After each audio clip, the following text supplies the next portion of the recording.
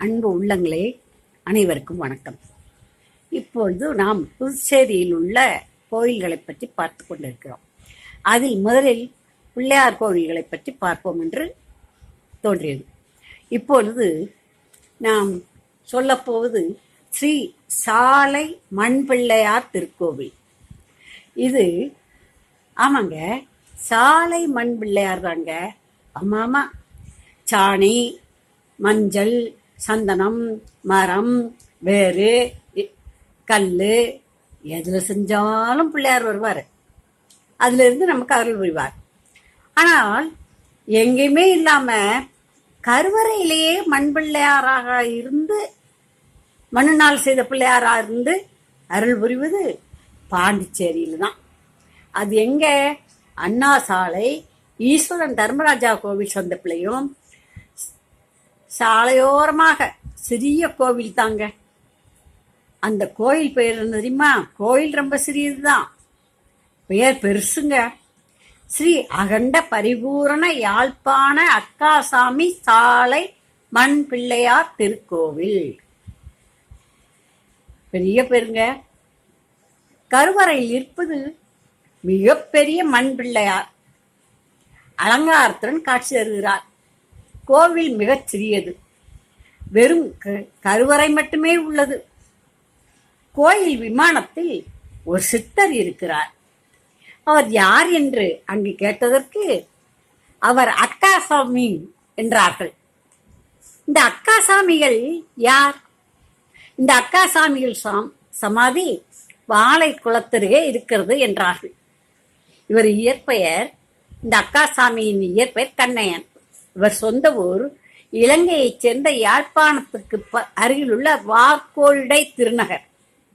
இவர் அப்பா பெரிய செல்வந்தர். இவர் ஒரே பையன், தவமிருந்து பெற்றவர்.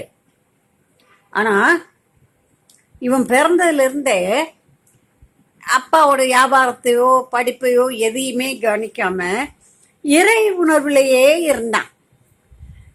கடவுளைத்தான் கும்பிட்டுக்கிட்டே இருந்தான். இவனுக்கு எப்படித்தான் மனசு வந்துச்சுன்னு தெரியல, வீட்டை விட்டு வெளியே கிளம்பிட்டான்.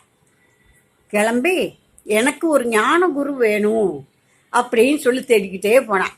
கடற்கரைக்கு வந்தான். துறைமுகத்தில் கப்பல் நின்றுச்சு. ஏறிட்டாயா? மனசுக்குள்ளே இந்த கப்பலில் ஏறுன்னு சொல்லிச்சு. ஏறிட்டான். அந்த கப்பல் கடலில் பயணம் பண்ணி ராமேஸ்வரத்தில் வந்து நின்றுச்சு. ஆளுக்கு முதல்ல இறங்கிட்டான். ஏன்னா டிக்கெட் எடுக்கல இல்லை, அதனால படிக்கட்டிலே இருந்துட்டு படிக்கட்டிலே இறங்கிட்டான். இறங்கி ராமேஸ்வரத்தில் இருக்க கோயிலெல்லாம் தரிசனம் பண்ணிட்டு அங்கே கொடுக்குற பிரசாதத்தை சாப்பிட்டான். அப்புறம் திரும்பி வந்து இன்னுமே மறுபடியும் கப்பல்லே போவோம் அப்படின்னு கப்பலில் ஏறிட்டான். அந்த கப்பல் எங்கே வந்துச்சு தெரியுமா? இந்த பாண்டிச்சேரிக்கு வந்து சேர்ந்துருச்சு. இங்கே வந்து சேர்ந்த உடனே இறங்கிட்டான் கீழே. முதல் ஆளாக இறங்கி சுற்றும் முத்தும் பார்த்துக்கிட்டு இருந்தான். நம்ம என்ன செய்ய போகிறோம்? நமக்கு ஒரு குரு வேணும், நமக்கு கடவுளை காட்ட ஒரு குரு வேணும், நம்ம கடவுளுக்கு நமக்கு தியானம் பண்ண மந்திரம் சொல்லித்தர ஒரு குரு வேணும்னு மட்டும் நினச்சான். அப்படின்னு நினைக்கையில் வம்பாக்கீரைப்பாளையங்கிற ஊருக்கு போனான். அங்கே குரு கிடைப்பாரான்னு தேடி தேடி அலைஞ்சான். அப்போ ஒரு சிறுவன் வந்தான், குண்டா அழகா. வா, என் கூட வா அப்படின்னு சொல்லிட்டு கூட்டிட்டு போனான். அவன் பின்னாலேயே போனான் அந்த கண்ணையன். போனான். அவன் ஒரு பண்ணையார் வீட்டில் நிறைய மாடு இருக்கு, இங்கே மாடு மேய்க்க ஆள் வேணும்னு கேட்டீங்கல்ல, இவனை வச்சுக்கோங்கன்னு விட்டுட்டு வந்துட்டான். அவன் மாடு மேய்ச்சிக்கிட்டே இருந்தான். என்ன சாப்பாடு கிடைக்குது, உடை கிடைக்குது, சரி போதும், அதனால இங்கே மாடு மேய்ப்பன்னு மேய்ச்சான். அப்படி மேய்ச்சிக்கிட்டு இருக்கையில் கடவுள் கும்பிடணுமே, கோயிலுக்கு போக நேரம் இருக்காது, எந்த கோயிலையும் உள்ளே போக முடியுமா முடியாதோ நினச்சிக்கிட்டு இந்த மாடுகளை மேய விட்டுட்டு அந்த வயக்காட்டிலேயே களிமண்ணை குமிச்சு ஒரு பிள்ளையார் செஞ்சான். அந்த பிள்ளையார தினமும் கும்பிட்டான்.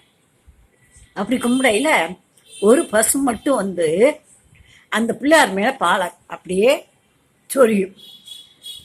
என்னடா இது, இந்த பசு மட்டும் பாலை பூரா பிள்ளையார் மேலே விடுது, அபிஷேகம் பண்ணுது அப்படின்னு சொல்லிட்டு அபிஷேகம் பண்ண பிறகு இவன் என்ன செய்வான், காட்டுப்பூக்கள் எல்லாம் அங்கே இருக்க அருகம்புல் பூ எருக்கம்பூ எல்லாத்தையும் கொண்டு இந்த சாமிக்கு அர்ச்சனை பண்ணி சாமி கும்பிடுவேன்.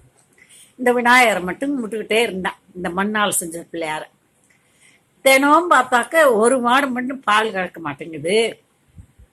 இந்த கண்ணைய கறந்து வித்துடுறான் போல் இருக்கு, இவனை இனிமேல் வேலைக்கு வச்சுக்க கூடாதுன்னு அவங்க விரட்டி விட்டுறாங்க. போப்பா, இனிமேல் எங்கள் வீட்டுக்கு வேலைக்கு வர வேண்டாம். சரி சொல்லி அவன் அங்கேருந்து வெளியே வந்தான். என்ன செய்யறதுன்னு பார்த்தான். கடற்கரையில் மீன் பிடிச்சிக்கிட்டு இருந்தாங்க. என்னென்ன நானும் கூட பிடிக்கிறேன்னு சரின்னு சொல்லி அவங்களோடையே சேர்ந்து வேலை செஞ்சேன். செஞ்சால் தினம் அவனுக்கு ஒரு பகுதி மீன் கொடுப்பாங்க. அதை விற்று சாப்பிட்டுக்கிட்டு இருந்தேன். அதை விற்று அன்னைக்கு உணவை கடையில் வாங்கி சாப்பிட்டுக்கிட்டு இருந்தேன். இப்படியே இருக்கையில் ஒரு நாள் மீன் கொடுத்தாரு மீனவர். கொடுத்தவொடனே சாக்கை விரித்து அதை ஒவ்வொருத்தருக்கா கூறு வச்சு கொடுத்துக்கிட்டு இருந்தான். ஒரு இளைஞன் வந்தான். அவன், அப்பா எனக்கு மீன் வெட்ட தெரியாது, நீ வெட்டி கொடுன்னு சொன்னேன். வாங்கின மீனை சரின்னு சொல்லி எல்லா மீனும் இதுக்கு முந்தைய வெட்டியிருக்கேன். ஆனால் இந்த மீனை வெட்டும்போது ஒரு மீனை நல்ல அழகான மீனாக இருந்துச்சு. வெட்டுனா அது உயிரோடு இருந்திருக்கு. செத்த மீன்னா கத்தாது. இந்த மீன் எப்படி கத்துச்சான், அக்கா அக்கா அக்கான்னு கத்திருச்சு. கத்துன உடனே இவனுக்கு அப்படியே உயிரே துடிச்சு போச்சு. கண்ணையனுக்கு அப்படியே போட்டுட்டு ஓட்டமாக ஓடி போயிட்டான். ஓடி போயிட்டு அந்த சொல்ல தவிர வேற ஒன்றும் தெரியல அவனுக்கு. அக்கா அக்கா அக்கான்னு சொல்லிக்கிட்டு இருந்தேன். எதிர்த்த தெரிஞ்சவங்க வந்தவங்கலாம், என்னப்பா என்னப்பா என்னப்பான்னு கேட்டாங்க. என்ன கேட்டாலும் அக்காதான், என்ன கேட்டாலும் அக்கா அக்கான்னு தான் சொல்லிக்கிட்டு இருந்தேன். இப்படியே சொல்லவும் இவன் என்ன அக்கா அக்கா பரதேசின்னு அவன் பேரை வச்சுட்டாங்க. அவன் அதுக்கப்புறமா அந்த அக்கா அக்கான்னு சொல்லிட்டு பிச்சை எடுத்து சாப்பிட்டுக்கிட்டு இருந்தான். அப்படி சாப்பிட்டுக்கிட்டு இருக்கையில் பிறகு அவனுக்கு என்ன நடந்துச்சுன்னு அப்புறமா அடுத்த பதிவில் பார்ப்போம். நன்றி, வணக்கம். இதுவே 7 நிமிஷம் ஆகிப்போச்சு. நான் 3 நிமிஷம்